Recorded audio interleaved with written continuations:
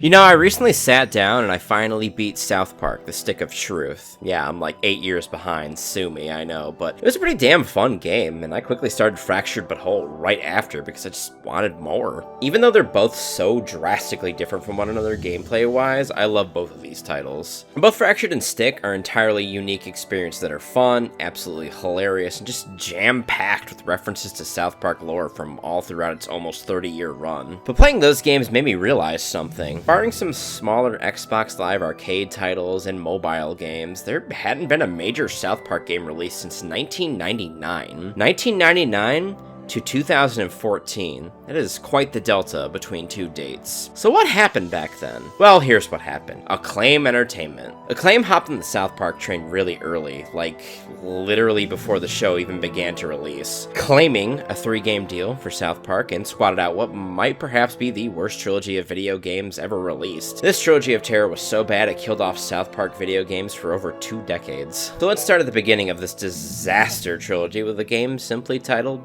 South Park. I'm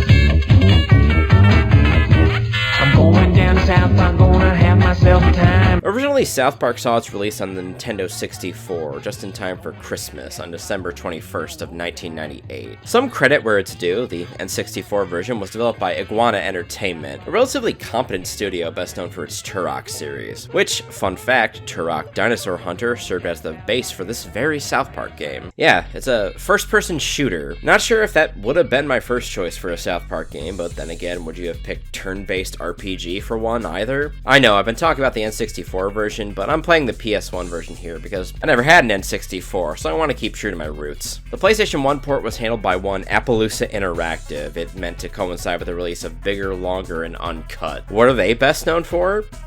I don't know, Echo the Dolphin, probably. This game also had a PC port, which boasted online play. Yeah, I want to hop on my fucking dial-up connection to play some South Park. Fuck StarCraft, we're playing South Park, boys. Yo, shout out to the old Comedy Central logo, too. Almost god tier. Much better than this minimalist trash that seems to be the trend these days. Game opens up with a recreation of the show's intro, which hard cuts to the game's plot thereafter. Literal concentrated evil is flying through space on a crash course with, where else, South Park, Colorado. It's gonna cause all sorts of wacky stuff to start happening. You're thusly thrust into the game's menu, where we select single player and start the game proper. You're allowed to select any one of the 4 boys to play for the campaign, even though it doesn't really matter since one of the first things you do in every level is rescue the 3 others you didn't pick, who promptly begin using your alternate weapons. Although you aren't technically required to rescue your friends, it is kind of annoying you have to do it at the start of every fucking level for some reason. And the audio quality for the boys is awful. Am I dumb, or did they just rip this audio directly from a South Park VHS? Hey dummy, I'm over here! You said to be here, shut! Hey, over here!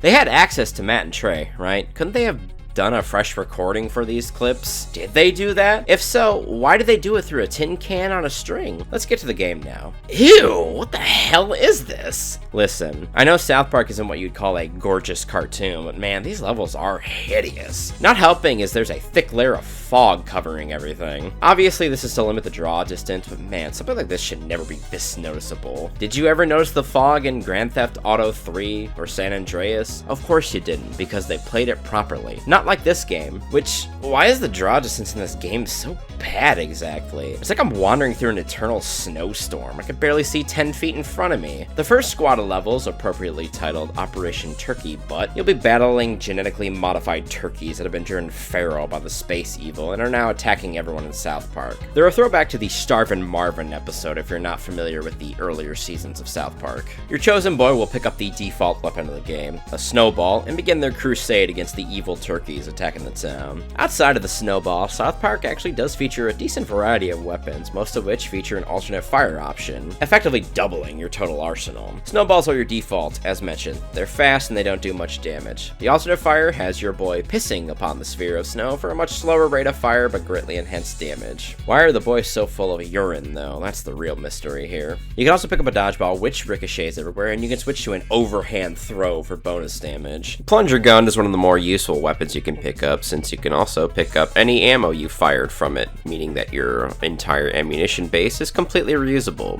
which also gives a lot of use to its alt fire, which fires 3 plungers at once. A dart gun, which serves as your rapid fire option, which can be switched to a multi-cranked shot that fires a big dart for, you guessed it, bigger damage. Yeah, they really racked their brains for extra options here. The only gun that really breaks this tradition is the zap gun you pick up later on in the game. It has like 3 alt fire options, which while I found those interesting, I only ever really used the normal version, which I think was the best option. My favorite weapon though would be the Terrence and Phillip doll. Truth be told, I'm not sure what the difference between the two is, since they both blow up in a cloud of noxious green gas. It does a ton of damage. Terrence does seem stronger though, so I stuck with him mostly. The ultimate weapon though is the cow launcher, which is essentially your BFG that comes with the same AoE poo gas that Terrence and Phillip dolls have. Too bad using none of these weapons is fun, because the controls are awful. You move with the D-pad, and it is super unprecise. You also move very quickly, which wouldn't be a problem typically, but it gets super awkward at times for this game. For some reason, collecting my friends was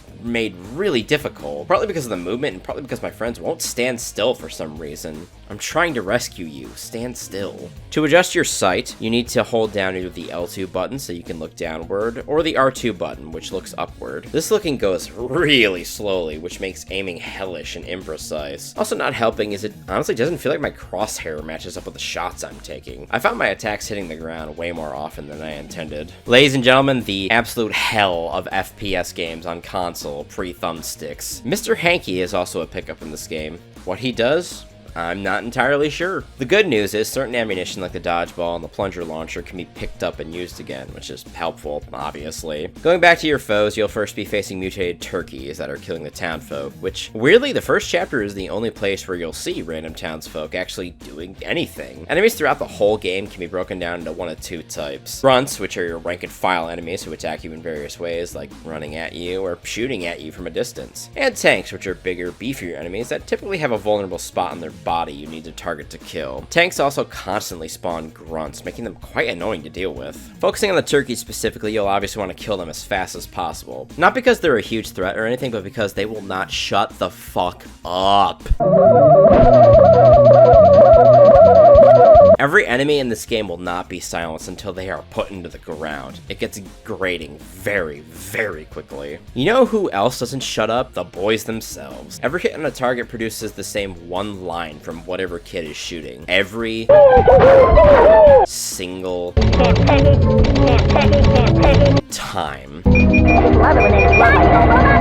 Could they have not done 2 or maybe even 3 separate lines to help spice things up a bit? Also, I have to say the portraits for the kids just look a little bit off. It's weird. What also makes the sound design worse in this game is that the music is just not very good. One, it doesn't even sound that South Parky. Maybe I'm just being overly critical in that regard, I don't know. Regardless, they're terrible tracks. You wanna know what makes the music even worse though? There are only 7 songs in this game in total, and 3 of them sound practically identical to me. Just give a listen here.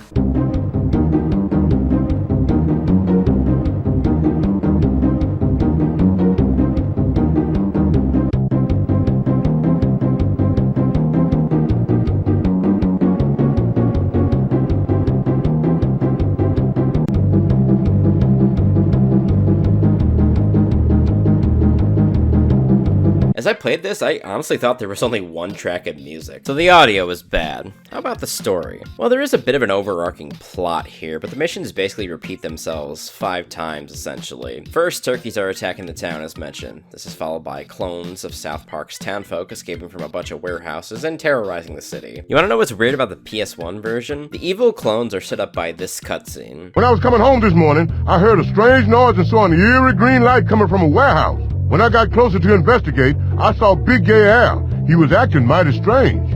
Implicating Big Gay Al as one of the attacking clones. But in-game, the clones are of Jimbo and Officer Barb Brady. Big Gay Al is in the cloning vats you find later on in the level even. The N64 version has this right. Why'd the PS1 version change it? Next up are the double trouble of gray aliens and their cow minions. The tank here is a UFO, which is probably the most annoying tank in the game because they fly, they're pretty quick, which makes them hard targets to hit, and when they die, they produce an explosion, which will kill you if you're not careful. In fact, your own AoEs will be able to kill you quite easily too. I didn't die much in this game, but when I did, it was because of my own designs more than anything. interesting. The alien levels featured a really frustrating segment where you have to gain access to the Grey Mothership, which to do so, you have to kill every alien in the proximity, aliens that are constantly respawning, and show no real signs of ever stopping doing so. There's no tank in the vicinity here as I dart around desperately trying to cull the area so I can advance. They just keep spawning. And the game calls me a monkey boy. Here's another annoying bit about this game. You have to kill every tank in a given level. Otherwise, you're forced to exterminate any missed tanks in a random follow-up level where they're destroying the town. Some levels,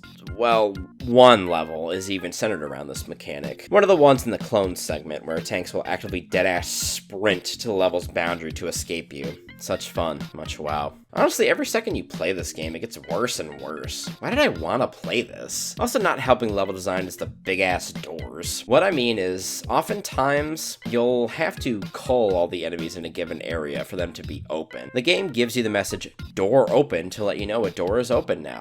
What door? Where at? Just figure it out. But this is a South Park game, so you'll most likely be asking, does it have that trademark South Park humor?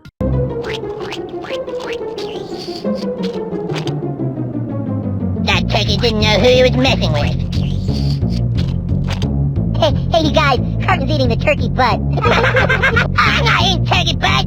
You son of a bitch, I'll kick you in the nuts! Well, kind of, I guess. Plot of this game is super threadbare and told minimally through cutscenes, so that trademark South Park writing from its early years barely gets to shine through. I guess that's an issue with the plot being so thin, it being fed to you through these crappy cutscenes, which kind of basically all say the same thing. Chef tells the boys about the newest threat in town, the boys go deal with it. End cutscene. It does have some small bits, which are kind of reminiscent of the early seasons of the show, like Kenny dying multiple times, but these things are not really a reason to continue on with the game.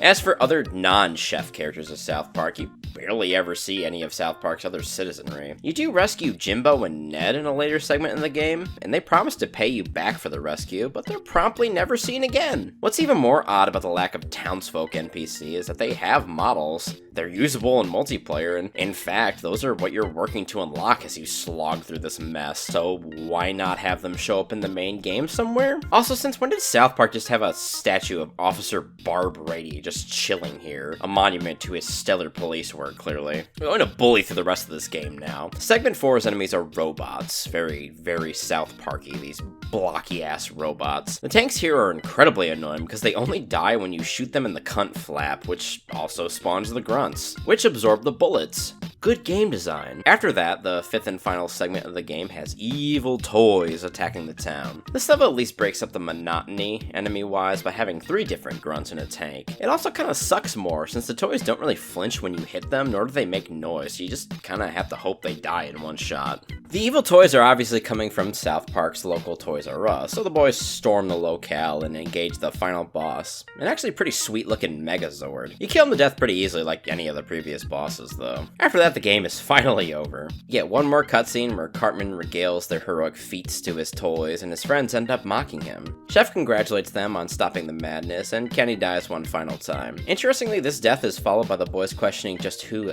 they are. They being the people who kill Kenny, and therefore are bastards. Was this the first time in history this bit was ever used? Rainforest Schmainforest is the first TV show moment I remember using it, but I'm not a South Park historian by any measure. Anyway, yeah, this game blows. South Park for the PlayStation 1 is an absolutely wretched video game with almost nothing to offer South Park fans or just gamers in general. The controls are bad. Graphics are bad. Gameplay is bad. The audio quality is terrible and grating, and its story is horribly lacking, with it barely feeling like a South Park adventure at all. There's basically zero reason to play this game unless you're trying to bloat your YouTube channel's backlog, of course. I guess if you wanted to, the N64 version is slightly more appetizing, so play that one if you must. Obviously, South Park the game is widely derided, even by the show's creators themselves, with Trey Parker himself saying the duo had zero control over the game's development, even stating that they abandoned their support of South Park PS1 after recording their lines for the project. Though development staff on the project would claim otherwise, with the game's lead developer, Neil Glancy, having met with both Matt and Trey, as well as Comedy Central to get approval constantly for various parts of the game. Who's telling the truth? I have no idea. Additional research helped to enlighten me to more reasons as to why this game ended up being so terrible. South Park was developed in 6 months, every day being a constant crunch, essentially. There was no time to create a new engine, so Turok had to suffice. Originally, it was meant to be far more violent in nature, with the original tests of the game featuring the boys blasting each other to pieces in the town of South Park with real guns. The initial concept was torpedoed after a school shooting occurred, though, meaning the devs had to scramble to redesign all the weapons to be more outlandish and silly. Also, when the game entered development, there was only 1 season of the show in existence, meaning an incredibly limited amount of information was available for use in the game. Also, fun fact, the game's score was created in 3 weeks, which probably explains the sameness of them all, really. All in all, it just seems like this game was created in development hell, which most likely explains the nature of it. Still a piece of shit, though. You wanna know the worst part, however? This isn't even the worst game in acclaimed South Park trilogy. That dubious honor belongs to another, but you'll have to wait for another video to get the full view of these 3 titles. I think this one's gone on too long as is, and I need my medicine. So, this is where the video will end. My name, as always, is HadesManticore, and this here channel is CityStateManticore. If you watch the whole video, I very much appreciate it. I'd also appreciate it if you have dropped a like and even subscribed, because as always, there will be more content to come. I'll see y'all in the next one. Goodbye.